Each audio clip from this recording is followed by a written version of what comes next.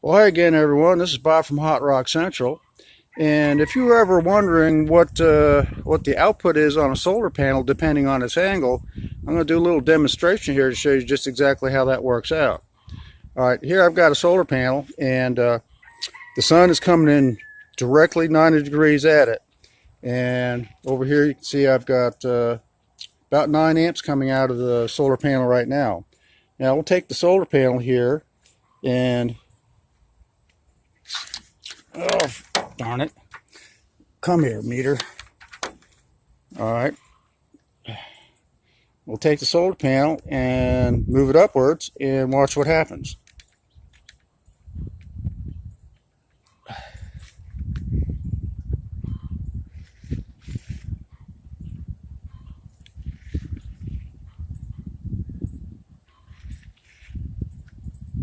All right, now it's standing straight up, and the sun's probably at about a 45-degree angle now. So you can see how much difference that made in the output of the solar panel. Well, that's all I got to show you guys. Thanks for watching. See you later.